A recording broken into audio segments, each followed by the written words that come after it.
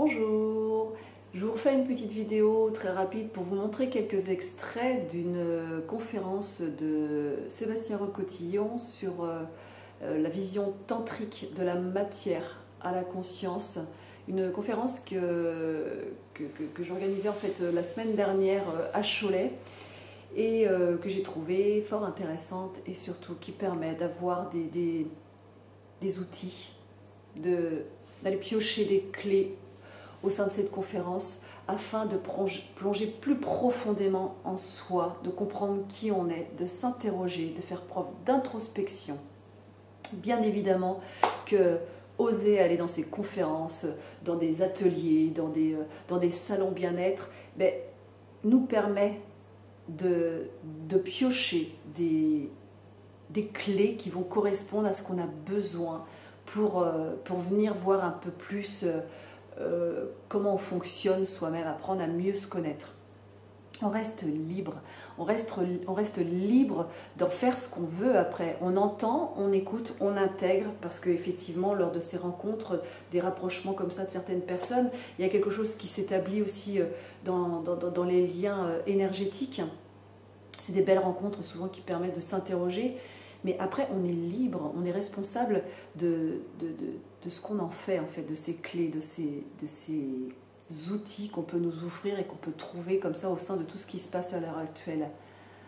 On est vraiment libre, on doit faire preuve de discernement soi-même, mais en osant sortir des sentiers battus, en s'autorisant déjà dans un premier temps à faire un pas vers autre chose, vers quelqu'un d'autre, en allant voir ce qui se passe ailleurs, en regardant, en observant ce qui se passe dans notre commune, dans notre ville ou dans les alentours. En fait, il faut oser bouger, oser explorer un petit peu à droite à gauche et surtout être centré en soi pour sentir ce qui pourrait nous faire du bien.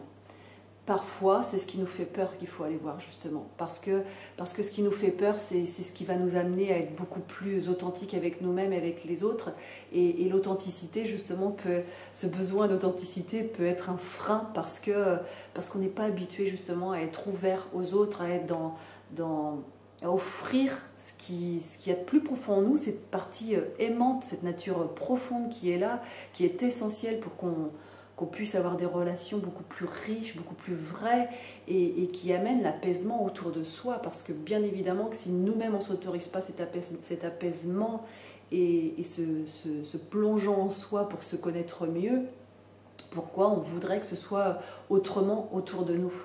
Donc autorisons-nous, ayons confiance, n'ayons pas honte d'aller dans des choses qui sortent de l'ordinaire et qui nous questionnent, mais qu'on n'ose pas parce qu'on a entendu ceci, cela. Autorisez-vous, n'ayez pas honte, parce que vous allez voir comme ça peut vous faire du bien parfois d'oser sortir des sentiers battus justement, oser ne pas faire comme le voisin ou ne pas écouter forcément les conseils de tout le monde autour qui veulent nous conditionner à suivre leur chemin. Suivons notre chemin, celui qui nous appelle et qui nous demande, qui nous appelle parfois au changement, quoi. Donc autorisons-nous cela parce que ça peut faire du bien. Après, nous sommes libres, nous conservons notre discernement pour savoir ce qu'on a envie de faire de tout ça. Allons chercher les clés et vous verrez comme ça fait du bien. Donc sortez de chez vous et regardez ce qui se passe autour de chez vous. Allez dans les salons bien-être et puis faites-vous votre propre jugement, quoi, en fait. Parce que vous êtes... C'est votre vie, votre meilleur enseignant en fait, dans tout ce que vous vivez à l'heure actuelle. Si vous ressentez des blocages et que vous vous sentez fatigué, pas bien, c'est parce que vous ne vous autorisez pas à dépasser peut-être certaines limites autour de vous qui vous empêchent d'être vraiment ce que vous êtes. Donc, je vous invite à regarder ces petits extraits pour ne serait-ce que stimuler un petit peu cette envie d'aller voir autre chose ailleurs, quoi. Parce que des outils, il y en a plein autour de vous. Libre à vous de vous les autoriser. À bientôt. Bisous. Qu'est-ce que le tantra? Le tantra, c'est un chemin de développement personnel dans sa version minime. C'est un chemin de réalisation spirituelle dans sa version absolue. La différence entre les deux chemins de développement personnel: on travaille sur le mental, on travaille sur l'ego et on le raffine.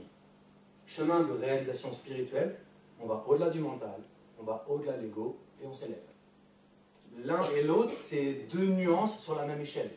Le développement personnel mène à un travail spirituel. Mais ce n'est pas la même hauteur l'un et l'autre.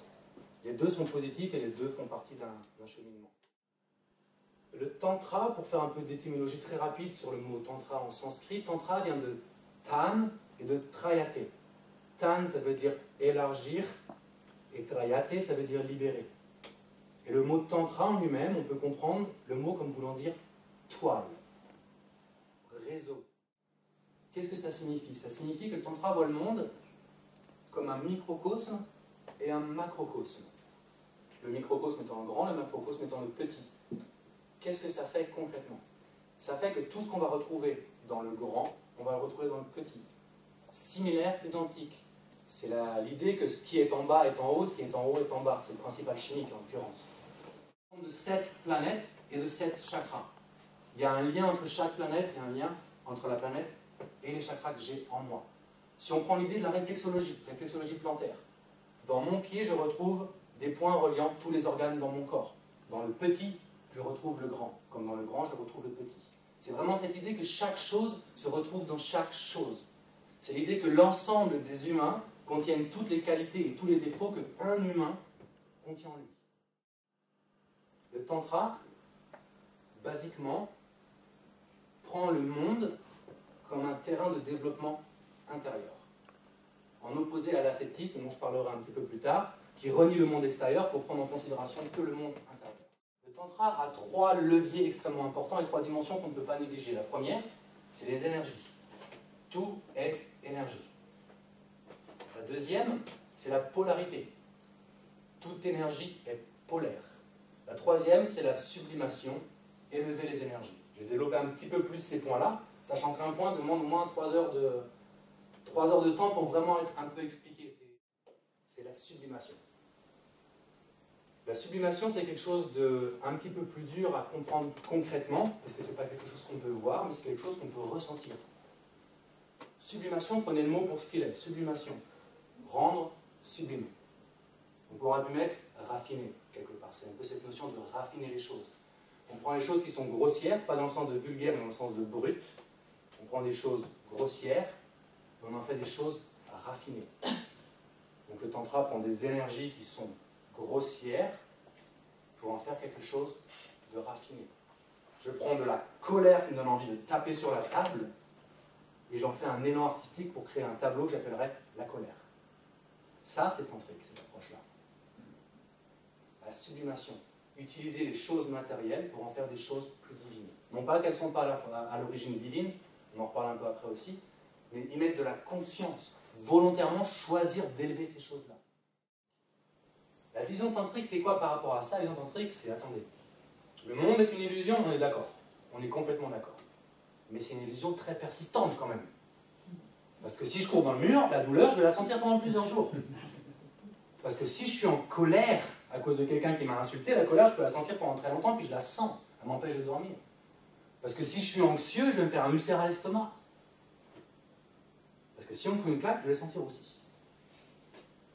Parce que ce monde est une illusion persistante. Ce monde a une réalité au travers d'une essence. Donc les tantriques, qu'est-ce qu'ils sont dit? Ce monde est une illusion, certes, mais c'est une illusion qui dure. C'est une illusion qui a sa réalité. Pourquoi pas s'en servir? Ce monde est plein d'énergie. Imaginez la quantité d'énergie qu'il faut pour prendre une graine et en faire une fleur. C'est une énergie énorme. Comment ce petit bout de truc il peut contenir ce grand machin? Ça, c'est une énergie en soi. Les tantriques se sont dit, on va prendre ces énergies, on va s'en servir, plutôt que de les renier et de se centrer juste à l'intérieur. On va prendre toutes ces énergies et on va les mettre à l'intérieur et on va les sublimer. Le tantra, c'est d'utiliser ces énergies pour évoluer, pour se développer, pour grandir, pour s'ouvrir, pour aimer. Mentale. Là, je ne parle pas de mental, je parle de... Vous savez, quand vous devez faire un choix qui n'est pas facile, vous savez au fond de vous, je devrais faire ce choix-là, mais tous les autres ont l'air tellement mieux. Mais je sais que ça, c'est le bon choix à faire, et quand vous prenez votre courage à deux mains, vous dites, je vais faire le bon choix. Et vous le faites. Et là, vous avez ce... Waouh, ça valait le coup, c'était ça que je voulais faire. C'était bien. C'était pas forcément ce qui vous a récompensé matériellement le mieux, ou socialement, etc.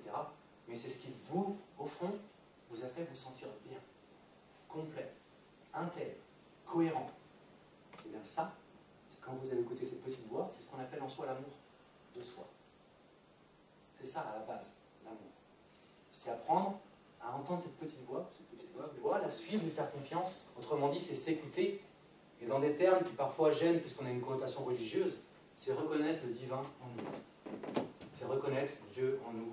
Alors, enlevez le mot Dieu s'il vous embête. Je sais qu'en France, des fois, c'est un mot qui frise, qui gêne un petit peu les gens. Quand je dis Dieu, en aucun cas, je parle de religion. Et encore moins de dogme. Quand je dis Dieu, je parle du contenant de la vie.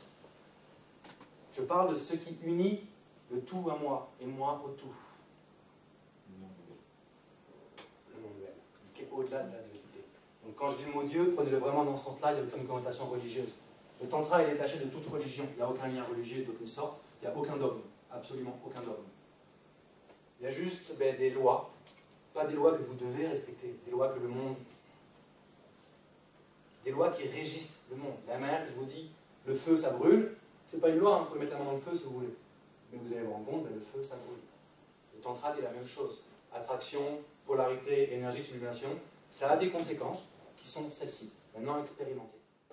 L'énergie, c'est que tout est divin. Si tout est divin et que je peux le voir dehors, je pourrais peut-être le voir dedans. C'est ça, la notion de tantrique. Toute chose est divine. Si je peux le voir dehors, je pourrais peut-être le voir dedans. C'est pas obligatoire, on peut le voir dedans sans ça, mais c'est une façon de faire. De la même manière que si je regarde une rose, eh bien je peux voir une rose, je peux voir quelque chose de magnifique et me dire, mais comment cette petite graine, elle a donné cette grande plante? Et comment cette tige verte a pu donner cette fleur? Et comment cette fleur a pu s'ouvrir? Et pourquoi elle fait du parfum? Et puis pourquoi ça me met dans cet état? Ça, c'est reconnaître le divin dans la fleur quelque part. Si je peux reconnaître ça en elle, et je peux remarquer, tiens, ça me fait cet effet-là, c'est que je peux reconnaître moi aussi cette part de divinité en moi. Cette part de divinité, on la retrouve énormément chez les enfants, dans l'émerveillement. L'émerveillement, c'est une reconnaissance du divin, c'est une reconnaissance de l'amour. Commencez par vous-même. Pouvoir transfigurer, c'est pouvoir dire je m'aime. Les deux sont indissociables. Vous ne pouvez pas dire je m'aime si vous avez été incapable de transfigurer. Vous ne pouvez pas transfigurer si vous êtes incapable de dire je m'aime. Transfigurer, c'est reconnaître le sacré dans les choses qu'on a autour de nous. Que ce soit une personne, un arbre, une situation ou moi-même. Reconnaître que les choses sont sacrées. Ça, c'est une clé indispensable au tantra si on veut en faire un chemin de réalisation et non pas un chemin de plaisir. Le plaisir est là, hein, détrompez-vous, ne méprenez pas ce que je suis en train de dire. Je ne suis pas en train de dire qu'il faut rusher le plaisir, je ne suis pas ascétique du tout. Prenez du plaisir, agavez autant que vous pouvez, mais faites-en quelque chose. Et ce quelque chose, de la même manière, si je suis en colère, je peux aller courir. Si je vais courir, je vais dépenser l'énergie de la colère. Ou je peux aider cette colère, m'asseoir et méditer.